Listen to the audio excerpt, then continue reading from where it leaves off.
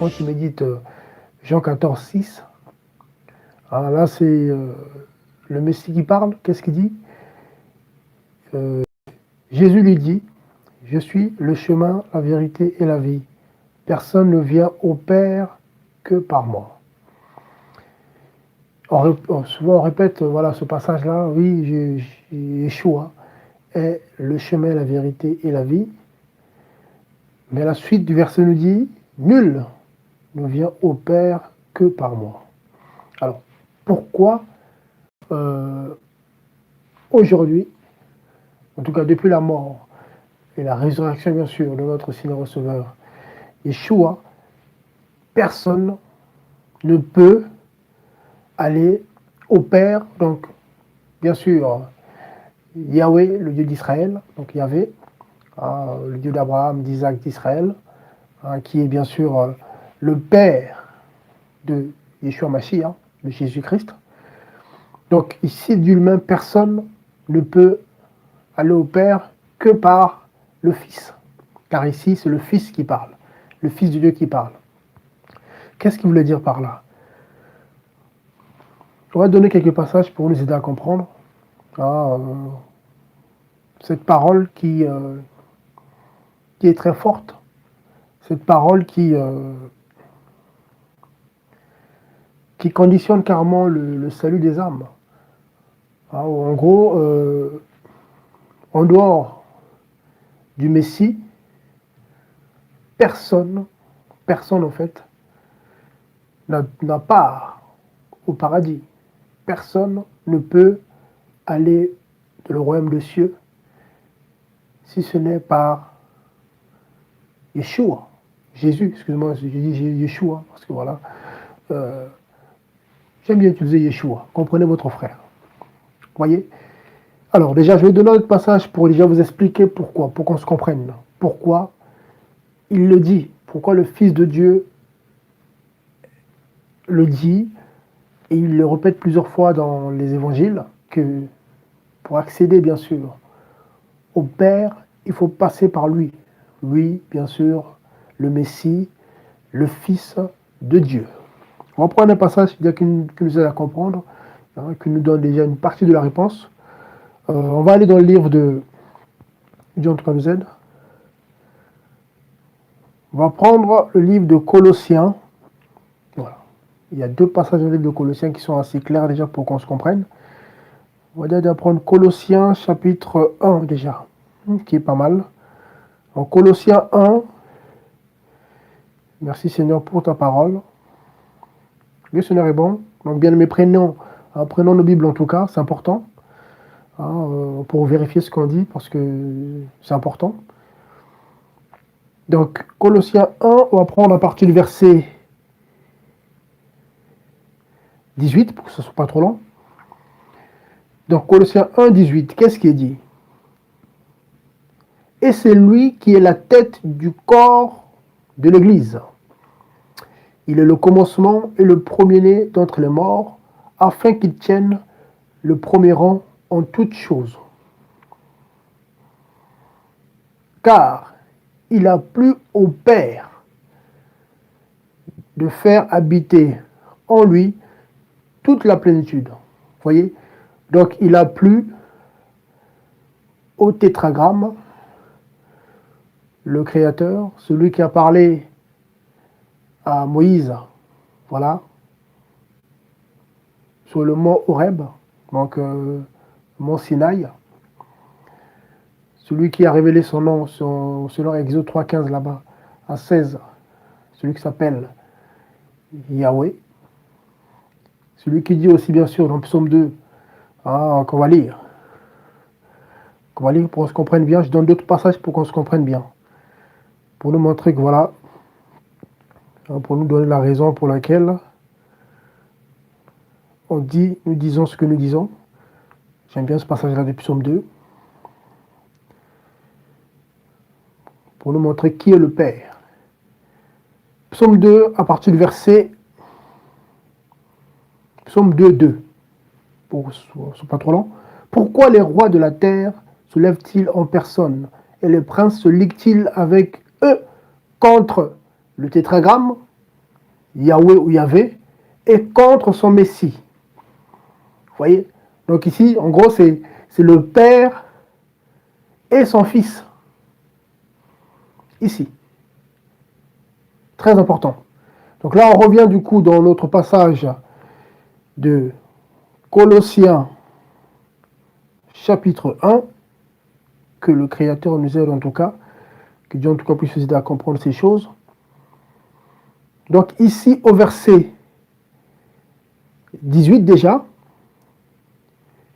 et c'est lui qui est la tête du corps de l'Église. Il est le commencement et le premier-né d'entre les morts, afin qu'il tienne le premier rang en toutes choses. Donc celui qui tient le premier rang en toutes choses, c'est le Messie, le Fils unique de Dieu. Pourquoi? Verset 19 de Colossiens 1. Car il a plu au Père, voyez, de faire habiter en lui toute la plénitude. Voyez, très important. Ça veut dire que dans le Messie, dans le Christ, il y avait tout de Dieu. Donc pour accéder au Père, il fallait faire ce que disait, parce que le Messie est toujours au présent, il est vivant, bien sûr.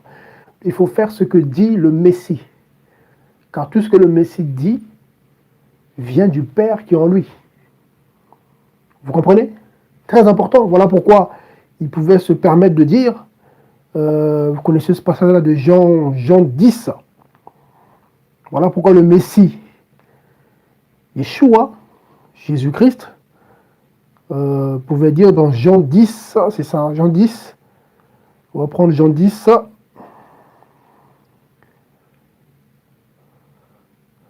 à partir du verset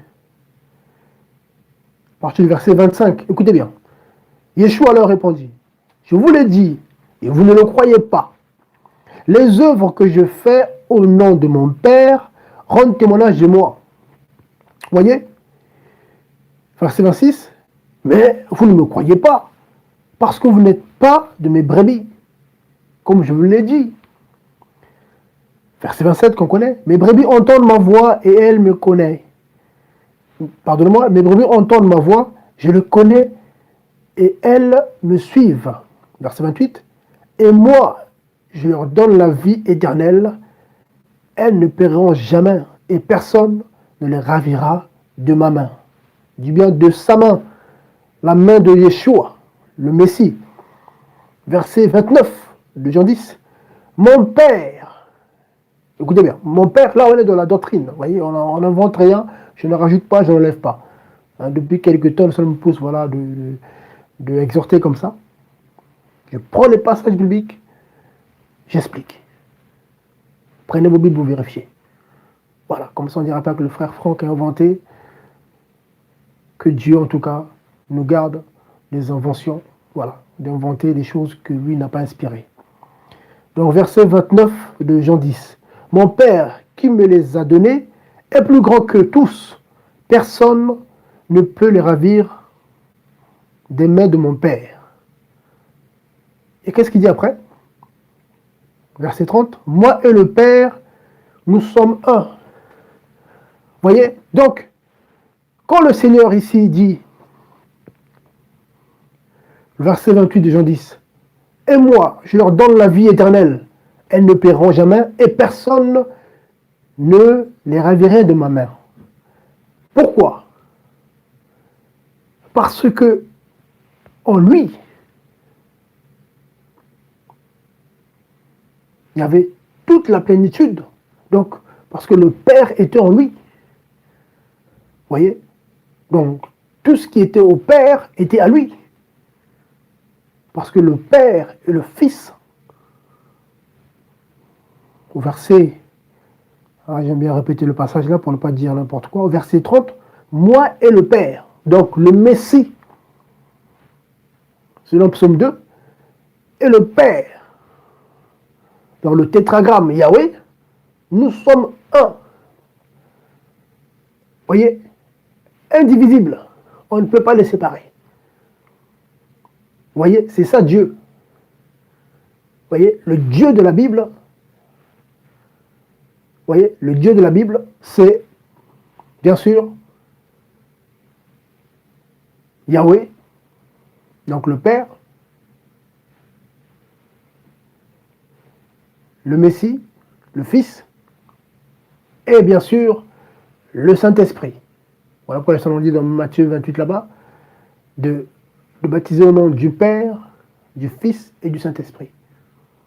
Voilà pourquoi, de la même manière que le Père envoie le Saint-Esprit, le Fils aussi envoie le Saint-Esprit. Comme vous lisez Acte 8, le Seigneur dit quoi? Je vous enverrai le Saint-Esprit. Voyez? Donc ce que le Père fait, le Fils aussi le fait.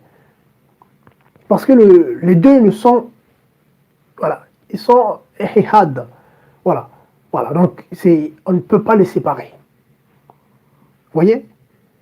Donc ici déjà, voilà, donc le Seigneur est clair. Voilà pourquoi le Seigneur dit dans Jean 14 là-bas que personne ne peut, bien sûr, aller au Père que par lui. Voyez? On reste dans Colossiens pour vous donner les pourquoi le Seigneur le dit, pourquoi le Messie Yeshua le dit, pourquoi. Donc ça c'est la première raison, parce que, bien sûr, en lui, hein, je vais relire ce passage-là qui est très important. Gloire à Dieu. On va rester dans Colossiens, parce qu'il y a un autre passage aussi en Colossiens 2. Bon, ceux qui méditent savent, ceux qui méditent, hein, pas ceux qui lisent, parce que lire c'est différent de méditer, c'est autre chose. Méditer, c'est prendre le temps de comprendre, de creuser, d'aller refaire des recherches. Donc c'est étudier en gros, c'est ça. Parce que lire la Bible, tu lis, mais beaucoup lisent mais ne comprennent pas. Du coup, malheureusement, ils sont manipulés, malheureusement, voilà, par le faux docteur. Et c'est dommage. Vous voyez? Donc ici, au verset donc, 19, hein, donc là on apprend que voilà, de Colossiens 1, car il a plu au Père de faire habiter en lui toute la plénitude. Quand on va du coup au chapitre 2, de Colossiens toujours, bien aimé Paul, il répète à peu près la même parole. Hein, voilà. Hein, qu'est-ce qu'il dit? Je vais déjà lire à partir du verset pour comprendre un peu le contexte. À partir du verset 6, mais c'est le verset 9 qui nous intéresse, verset 9 à 10. Mais j'aime bien lire quelques versets au-dessus pour qu'on se comprenne. Ainsi, comme vous avez reçu le Seigneur Yeshua Mashiach, marchez en lui, étant enraciné et édifié en lui et affermi dans la foi, tel qu'on vous l'a enseigné, tel qu'on vous l'a enseigné. Voyez, abondant en elle avec action de grâce. Important. Voyez, prenez garde que personne ne fasse de vous sa proie par la philosophie et par des vaines tromperies conformes à la tradition des humains et au rudiment du monde, non selon le Messie. Verset 9. Car en lui, donc car en Christ, car dans le Messie habite corporellement toute la plénitude de la divinité. Vous voyez? Donc, ça veut dire quoi? Elohim, donc Dieu, Elohim, voilà. Elohim, c'est la traduction hébreu-français, Elohim. Mais en grec, théos, ça fait Dieu. Donc Dieu, on se comprend, le Dieu de la Bible, le Dieu d'Abraham, d'Isaac, d'Israël, le tétragramme, voilà. Yahweh, Yahvé, l'existant, celui qui existe toujours, habite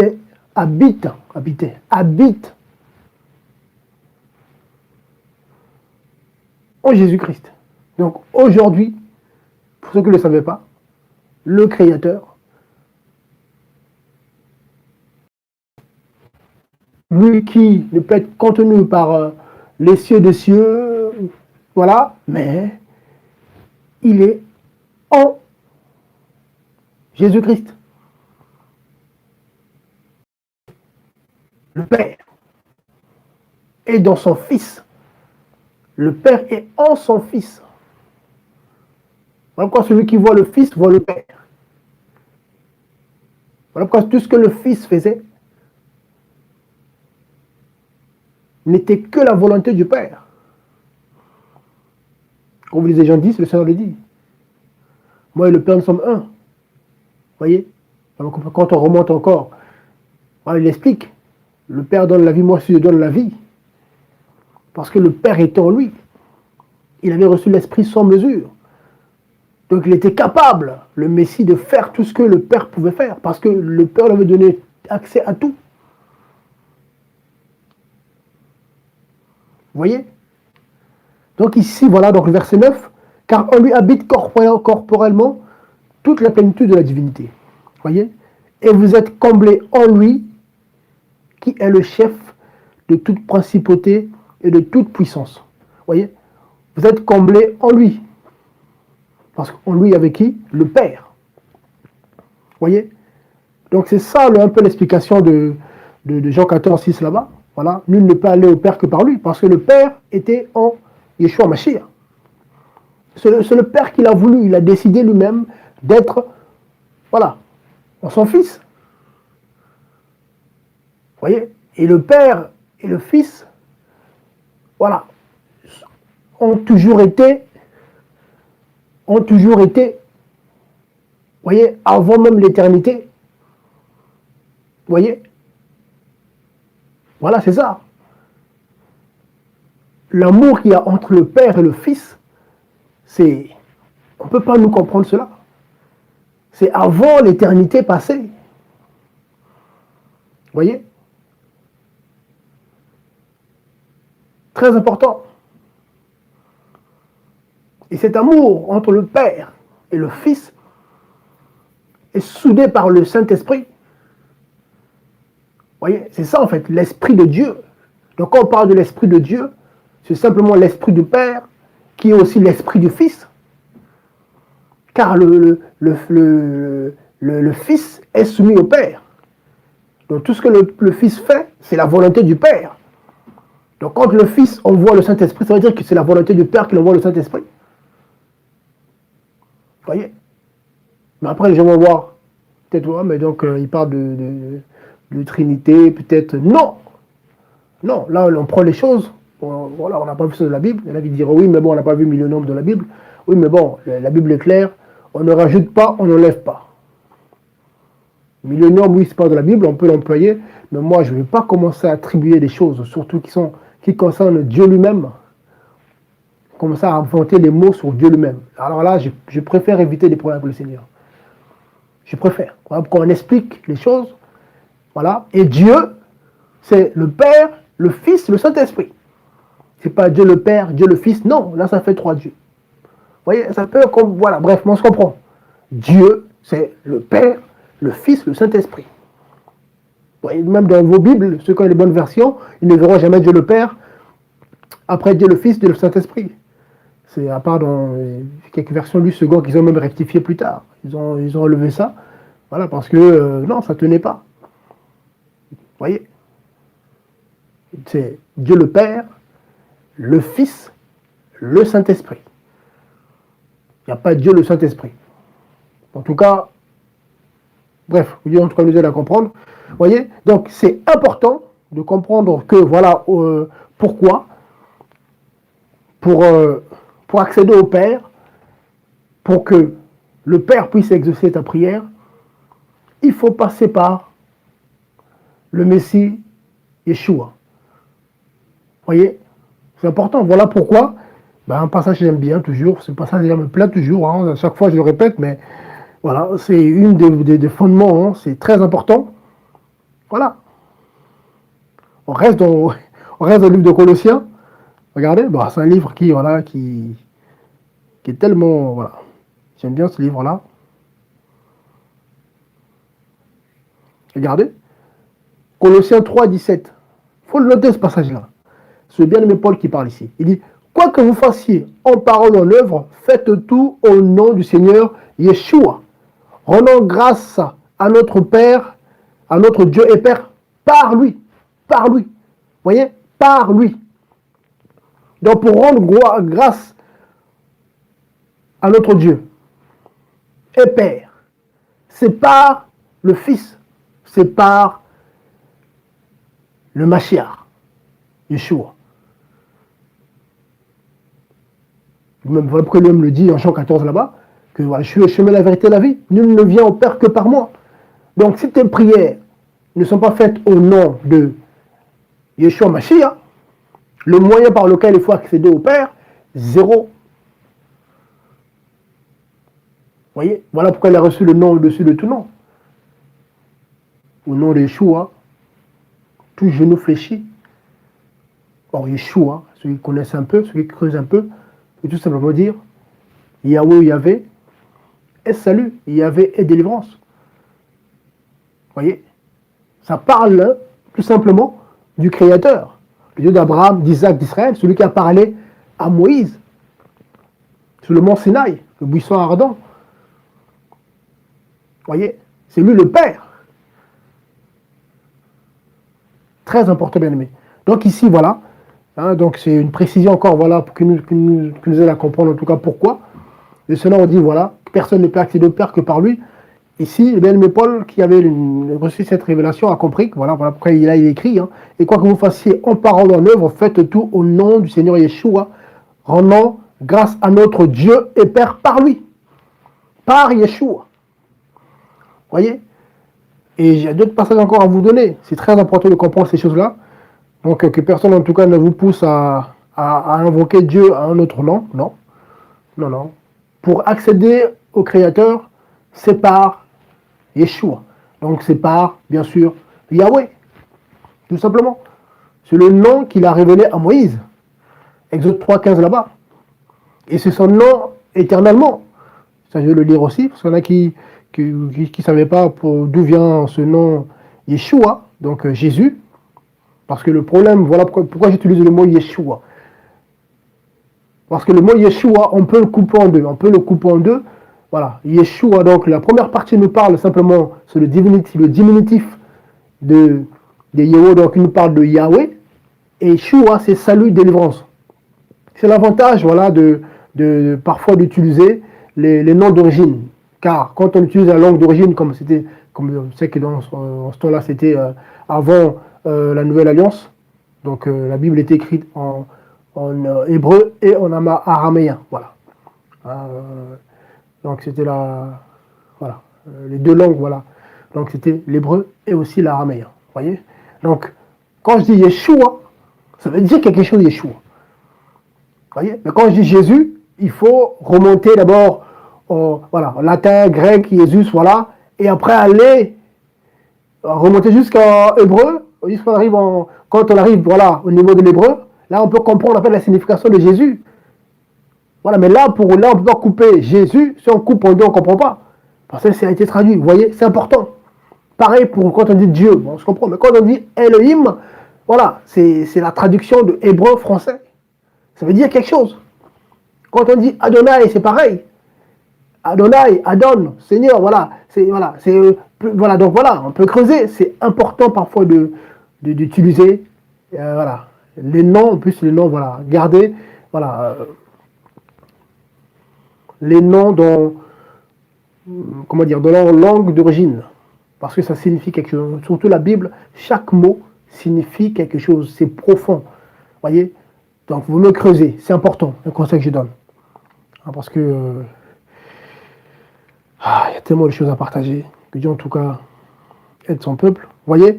Donc là, c'était juste voilà, pour nous aider à comprendre pourquoi, voilà, le Seigneur, voilà, l'a dit, et bien sûr aussi, le bien-aimé Pierre le dit, hein, ils ont compris, ils ont reçu la révélation. Hein, quand vous prenez Acte 4 là-bas, hein, c'est le bien-aimé Pierre qui prend la parole, hein, Acte 4 à partir du verset, Acte 4, 12, qu'est-ce qu'il dit? À partir du verset 11. Là, c'est bien-aimé Pierre qui parle. Verset 12, qu'est-ce qu'il dit? Il n'y a de salut en aucun autre nom, car il n'y a sous le soleil aucun autre nom qui a été donné aux hommes par lequel nous devons être sauvés. Vous voyez? Donc c'est le nom de Yeshua HaMashiach. Et bien aimé. Donc là, je voulais parler je vais oublier. Donc Exode, vous voulez prendre Exode 3.15 pour que vous compreniez d'où ça vient. Alors, vous sachiez d'où ça vient. Exode 3.15 à 16 là-bas. Là, c'est Moïse qui a posé la question. Moïse a posé une bonne question au Créateur. À partir du verset 14, Exode 14, dans la première alliance. Qu'est-ce qu'il dit? et Dieu dit à Moïse, Dieu dit, normalement c'est Elohim. Voilà. Et Elohim dit à Moïse. Elohim, c'est plus profond. C'est important. Je suis qui je suis. Donc je suis l'existant. C'est-à-dire que je suis toujours. C'est ça le Elohim. C'est fou, c'est une folie pour nous les hommes. En fait, je suis. Hier j'étais, aujourd'hui, demain je serai. Je suis toujours là. C'est une folie pour nous les hommes. On ne comprend pas parce que nous, on a un commencement. Voilà, donc du coup, mais comment ça? Mais c'est ça qui fait que Yahweh est unique.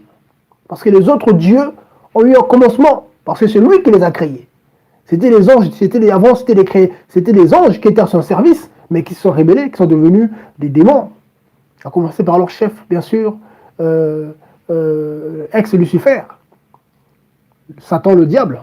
Vous voyez? Donc il dit ici, Exode 3, 14, qu'est-ce qu'il dit? Dieu dit à Moïse, je suis qui je suis. Il dit aussi, tu diras ainsi aux enfants d'Israël, je suis, m'a envoyé vers vous. Je suis. Vous voyez? Très important. Voilà pourquoi le Seigneur, voilà, il a pris ce Yeshua, donc le Messie, a utilisé le même mot en Jean 8, 58 là-bas. Quand il a dit, à ses aînés, selon la chair, voilà, bien sûr, hein, qui avait plus de, voilà, ils ont pas compris. Toi, t'as même pas 50 ans là-bas, tu dis que t'as vu Abraham, tout ça. Voilà. Vous voyez? Mais lui, il pouvait le dire parce que le Fils, vous voyez, hein, comment dire, cette relation entre le Père et le Fils, hein, donc il dit le Père, moi et le Père sommes un, ça ne date pas de son incarnation. Non. Non. Ah non. Le Fils n'a pas commencé à exister quand il y a eu l'incarnation. Vous voyez, tout ça, Dieu nous éclaire aussi. Quand ils sont de Matthieu 28 là-bas, baptisé au nom du Père, du Fils et du Saint-Esprit, c'est ça. Ça ne date pas depuis l'incarnation, non. Voilà. Le Messie a toujours existé. Vous voyez? Il a toujours existé. Bon, ça, c'est un autre enseignement. Voilà. C'est un autre enseignement. C'est la parole qui s'est faite hier, Jean 1. Vous voyez? Or, la parole et celui qui prononce cette parole-là sont un. Il envoya sa parole et sa parole les guérit. Vous connaissez ce passage, allez creuser. Vous voyez? Moi et ma parole et ce que je dis, nous sommes un. On ne peut pas me séparer moi de ma parole, de ce que je dis. Ce que je dis, c'est moi. Ça va aider beaucoup à comprendre. On peut creuser par rapport à ça. On peut, voilà, ça c'est, voilà. Moi et ma parole, c'est moi. Ma parole, c'est moi. Très important. Mais bon. Vous voyez? Donc, ici, le Créateur dit encore à Moïse, voilà, verset Exode 3.15, Dieu dit encore à Moïse, tu dirais ainsi aux enfants d'Israël, le tétragramme, donc, Yahweh ou Yahvé, voilà, donc YHWH, le Dieu, donc, l'Elohim de vos pères, le Elohim d'Abraham, le Elohim d'Isaac, le Elohim de Jacob, m'a envoyé vers vous. C'est là mon nom pour l'éternité, c'est là mon souvenir d'âge en âge. Ici, c'est le Créateur qui parle. Ce n'est pas Moïse non, c'est le maître de l'univers qui parle. Il dit, c'est là mon nom pour l'éternité. Donc, c'est quoi l'éternité? Vous voyez? Donc, il ne peut pas avoir un autre nom au-dessus de ce nom-là. Voilà pourquoi Yeshua veut simplement dire ce nom du Père. Est-ce salut ou est-ce sauveur? Parce que ici, c'est le nom du Père. Ceux qui disent que le Père n'a pas de nom, c'est faux. Ça, c'est le nom du Père. Le Père s'appelle... Après, c'est la prononciation. Mais le nom du Père, c'est YHWH.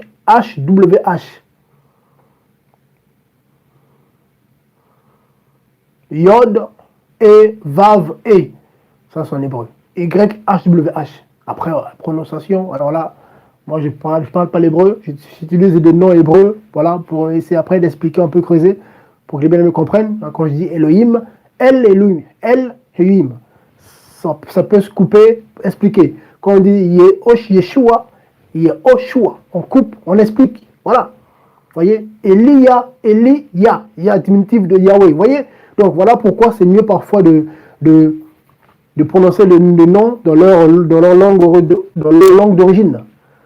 Voilà. On dit Élie, ah c'est le prophète Élie. Mais en français, oui, Élie, mais quand on dit Elia, le Ya veut dire quoi? Ah ben là, du coup, on comprend. Ah oui. Ah d'accord, ok. Voilà. Jérémie, non, Jérémia. Bon bref, il dit un truc comme ça. Vous voyez? Donc ici, le nom du Père, le nom du Créateur révélé aux hommes, voilà. Donc toute l'éternité, c'est les 4 lettres, le tétragramme. Oui, bien aimé. Donc c'est très très important. Voilà, donc là j'ai donné quelques passages pour qu'on se comprenne en tout cas. En tout cas, gloire au Seigneur pour ce temps qu'il a permis. Donc quand le Seigneur dit, quand le Messie dit, nul ne peut venir au Père que par moi, parce que en lui, il y avait toute la plénitude de la divinité. Vous voyez? Voilà pourquoi Jean 10, c'est important, Jean 10. Moi et le Père, nous sommes un. Vous voyez, c'est important même quand on reste dans Jean 14 là-bas, regardez. Hein, Jean 14 là-bas.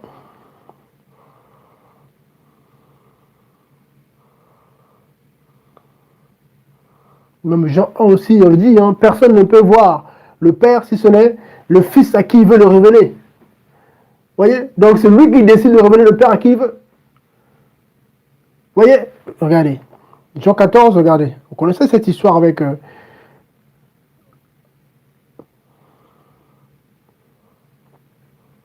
Regarde, on va prendre la partie du verset. Avec Philippe, voilà, le disciple. Hein, quand Philippe demande, montre-nous le Père, cela nous suffit. Vous voyez? Montre-nous le Père. Mais le Messie dit quoi? Le Fils dit quoi? Jean 14, 8. Philippe lui dit, Seigneur, mais montre-nous le Père. Donc montre-nous le Père, cela nous suffit. Yeshua lui dit, je suis depuis si longtemps avec vous, tu ne m'as pas connu, Philippe. Celui qui m'a vu a vu mon Père. Et comment dis-tu, montre-nous le Père? Parce que le Père et lui, nous sommes un. Il est l'image du Dieu invisible. Il est l'image du Dieu invisible. Vous voyez? Vous ne comprenez pas? Vous voyez?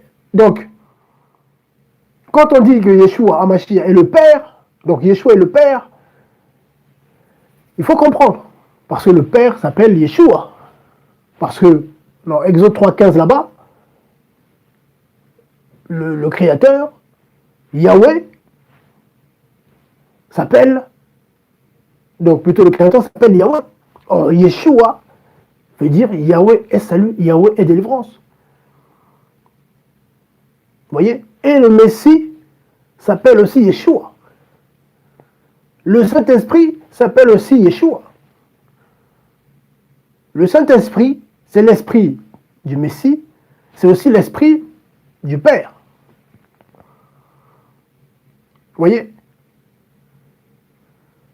Bien aimé, c'est important, c'est que ça peut paraître lourd pour ceux qui viennent de se convertir et donc comme vous allez à comprendre, mais là, plaise à Dieu, on va essayer de poser les choses, on va aussi essayer de traiter les choses, les sujets qui sont un peu, en tout cas selon ce que Dieu va me révéler en tout cas, si Dieu m'éclaire sur un point, en tout cas, je viendrai vers vous pour vous partager cela, voilà, sans favoritisme, sans peur, sans crainte, voilà, s'il y a des points qu'on n'avait pas compris avant, voilà, que Dieu m'éclaire aujourd'hui, moi je reviendrai, je vous dirai, bien aimé, je n'avais pas compris ici, mais là je rectifie, ben en fait voilà, c'est ça, vous voyez, c'est important, hein, voilà, car on connaît qu'on est parti, hein, donc ça aussi il faut le, hein, il faut le rappeler, nous connaissons qu'on est parti, donc on va avoir une conviction aujourd'hui, parce que le Seigneur, voilà, c'est lui qui révèle à qui il veut, hein, c'est lui qui enlève au fur et à mesure, voilà, qui ouvre les cases là-dedans, c'est spirituel, donc on peut parfois comprendre les choses d'une manière, mais après le Seigneur nous éclaire, dit, ah Seigneur, gloire à Dieu, et puis voilà, mais voilà, je croyais que c'était comme ça, mais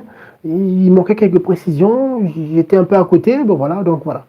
Mais la base, bien sûr, est là, la doctrine est là. Il y a le salut quand Yeshua Mashiach. Yeshua Mashiach, c'est le Messie. Yeshua Mashiach, c'est le Saint de Dieu. C'est le Fils unique de Dieu. Ça, c'est important. Hein, ça, c'est important. Paul, quand il se convertit, bon, je voulais prendre un passage dans 1 Jean là-bas. Hein? 1 Jean 18.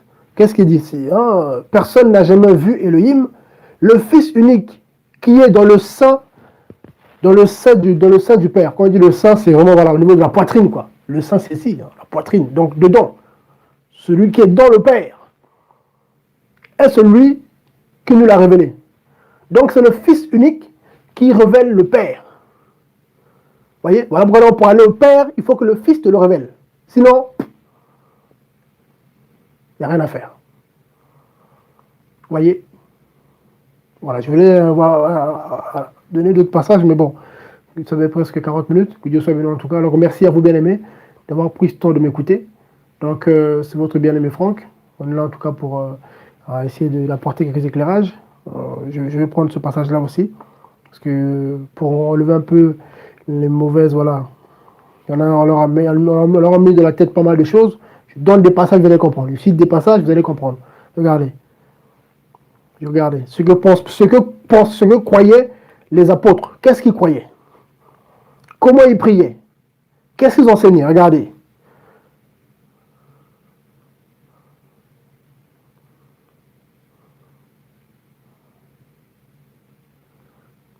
Regardez. J'aime bien ce passage de Acte 4. Ah oui, c'est le bien-aimé Pierre qui parle ici. J'aime bien. Acte 4, 29 à 30. Ils sont en train de prier tous. Et là, c'est Pierre qui prie. Hein. Pierre, celui à qui le Seigneur a dit, c'est Pierre, sur ce roc, je bâtirai mon église. Sur ce roc, ce rocher. Donc, c'est une parole forte. À qui le Seigneur a dit aussi, voilà, Jean 20 là-bas, là. Voilà, Pierre, paie mes brebis, paie mes agneaux. Qu'est-ce qu'il dit ici, Pierre? Voilà, parce que là, c'est important. Le Seigneur nous éclaire, donc nous aussi on partage. Maintenant donc, Seigneur, regarde à leurs menaces et donne à tes esclaves d'annoncer ta parole avec toute hardiesse.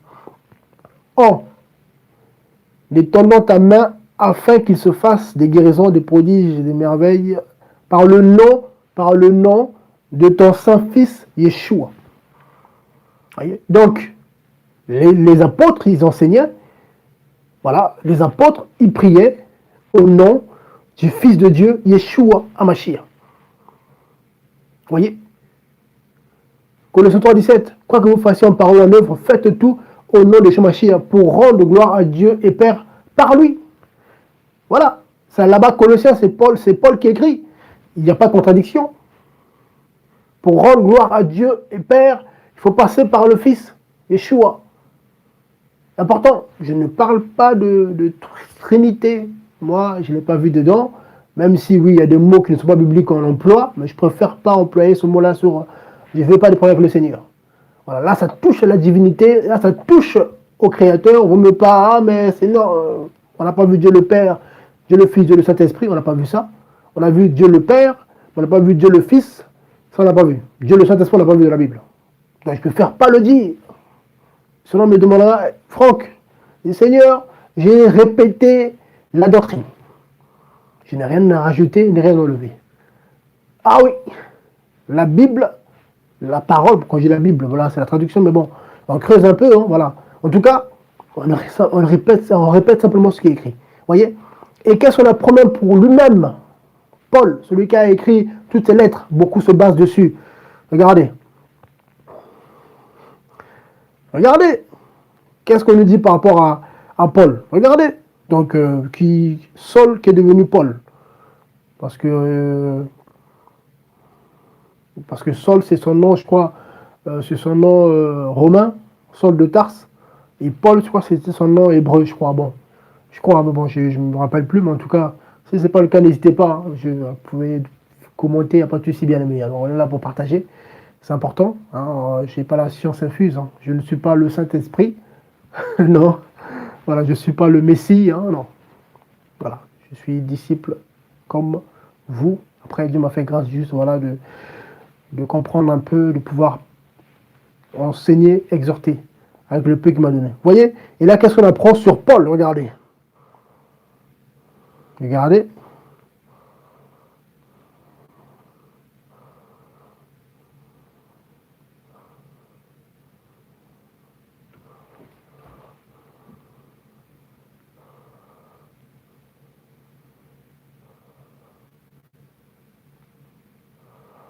Acte 9, à partir du verset 18. Regardez. Regardez tout de suite. Dès que Paul a recouvré la vue, regardez. Aussitôt, il tomba de ses yeux comme des écailles, et à l'instant, il recouvra la vue. Puis il se leva et fut baptisé. Paul fut baptisé. Fut baptisé. Attention. Voilà. C'est important. Paul, donc ça veut dire que là, Paul a été converti par le Seigneur lui-même quand il s'est révélé à lui. Voilà. Et après, il a reçu son baptême d'eau après. Il fut baptisé. Là, par Ananias. Baptisé. Un baptême d'eau par immersion. De la maison de Judas. Ça, c'est notre enseignement. Il n'était pas dehors dans un lac, oui, l'eau qui coule. Baptisé dans la maison. C'est important. Il se lève, il est baptisé. Il n'y a pas dit, il se lève, il sort de la maison, il va là-bas, il va chercher un cours d'eau. Non, il s'habille en blanc. Non, il s'est levé, il était habillé. Et comme il était, on l'a baptisé. Il n'y a pas de truc autour, comme certains, s'il vous plaît, ne rajoutons pas, n'enlevons pas. Le verset 19. Et ayant mangé, il reprit ses forces. Écoutez bien, Saul fut quelques jours avec les disciples qui étaient à Damas. Voilà. Et aussitôt, verset 20, acte 9, aussitôt, il prêcha dans les synagogues que Yeshua était le Fils de Dieu. Donc, c'est-à-dire que Paul prêchait partout que Yeshua est le Fils de Dieu. Pierre a prié au nom de ton Saint-Fils, Yeshua. Or, pour aller au Père, il faut passer par le Fils. Car le Père était dans le Fils. Voilà pourquoi le Fils est l'image du Dieu invisible. Voyez? Alors là, on est sur Colossiens, pareil. Voilà, le Fils, voilà. Et le Messie est l'image du Dieu invisible. Voilà. Important. Important. Que Dieu nous aide. 1 Timothée 3,16, le mystère de la piété est grand. Voyez, Dieu a été manifesté en chair. Que Dieu en tout cas aide son peuple à comprendre sa parole. Voilà. Donc en tout cas pour accéder, voilà, pour accéder au Père, il faut passer par bien sûr le Fils, Yeshua, Hamashiach. Voilà pourquoi il dit dans Jean 14 6 là-bas, voilà, je suis le chemin qui mène vers le Père. Je suis la vérité et la vie. Voilà. Parce que lui et le Père sont un. Que Dieu me pardonne. Sont un. Sont au présent un. Vous voyez? Que Dieu en tout cas soit loué. Je rends en tout cas grâce à Elohim, Dieu d'Israël, Yahweh le seul vrai Dieu, pour vos vies, pour ce temps qu'il a permis. Donc merci beaucoup à vous. Donc,